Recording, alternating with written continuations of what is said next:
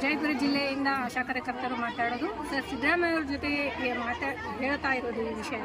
Sir ಹೇಳಿದ್ರು ನಮಗೆ ಆಶಾಗಳಿಗೆ ಬಜೆಟ್ನಲ್ಲಿ 1,000 ರೂಪಾಯಿ ಘೋಷಣೆ ಮಾಡಿದ್ರು. ಹೌದು, ಇಲ್ಲ ಅನ್ನಲಿಲ್ಲ. 10,000 ರೂಪಾಯಿನೂ ನಮಗೆ ಕೊಡ್ತೀನಿ ಅಂತ ಸರ್ಕಾರ ಒಪ್ಕೊಂಡಿತ್ತು. ಆದೇಶ ಹೊರಡಿಸಿಲ್ಲ ಇನ್ನು. ಮತ್ತು 10,000 ಜೊತೆ 1,000 ಕೊಡ್ತಿರೋ ಏನು ಬರೀ 10,000 ಕೊಡ್ತಿರೋ ಏನಂಬುದು ನಮ್ಗೆ ಕ್ಲಿಯರ್ ಆಗಿ ಈ ಮಾರ್ಚ್ ಎಂಡ್ ಒಳಗೆ ಬಗೆಹರಿಸ್ಕೊಡ್ಬೇಕು ಸರ್. ಅಲ್ಲಿ ಮನವಿ ಮಾಡ್ಕೋತಾ ಇದ್ದೇವೆ. ಭಾಳ ಜನರ ಆಶಾ ಕಾರ್ಯಕರ್ತರು ಹೋರಾಟಕ್ಕೆ ಮುಂದಾಗಿ ಫ್ರೀಡಮ್ ಪಾರ್ಕಿಗೆ ಮತ್ತೆ ಇಳ್ತೇವೆ. ಇದನ್ನು ಸರು ತಿಳ್ಕೊಬೇಕು ಮೊದಲ.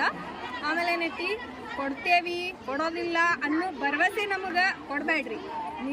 ನಿರಂತರವಾಗಿ ನಮ್ಮ ಹೋರಾಟ ನಡೀತಾನೆ ಇರ್ತೈತಿ. ಇದು ಏನು ಇವ್ರು ಮಾಡ್ತಾರ ಹೋಗ್ತಾರಪ್ಪ ಅಂತ ಅನ್ಕೋಬೇಡ್ರಿ. ನಮಗೂ ಒಂದು ಸ್ವಲ್ಪ ಬೆಲೆ ಕೊಡ್ರಿ. ಈ ಬೆಲೆ ಏರಿಕೆದಿಂದಲೇ ನಮಗೂ ಸ್ವಲ್ಪ ಬೆಲೆ ಇರಲಿ. ಯಾಕಂದ್ರೆ ಭಾಳ ಜನ ಹೆಣ್ಮಕ್ಳಿದೇವಿ, ಎಲ್ಲರಿಗೂ ಸಮನಾಗಿ ನೋಡ್ಕೊಳ್ಳೋದು ಸರ್ಕಾರ ಅಂತ ನೀವು ಹೊತ್ಕೊಂಡಿರಿ. ಗ್ಯಾರಂಟಿ ಸರ್ಕಾರ ಅಂತ ಸಿದ್ದರಾಮಯ್ಯ ಸರ್ಕಾರ ನಾವು ಅನ್ಕೊಂಡಿಲ್ಲ.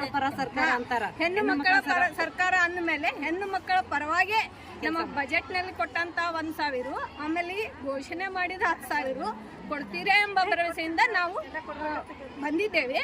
ಇನ್ನು ನೀವು ಕೊಡಲಿಲ್ಲ ಅಂದ್ರೆ ಫ್ರೀಡಮ್ ಪಾರ್ಕಿಗೆ ಬರೋದು ಮಾತ್ರ ಪಕ್ಕ. ತಮ್ಮ ಹೆಸರು? ಸುಜಾತ.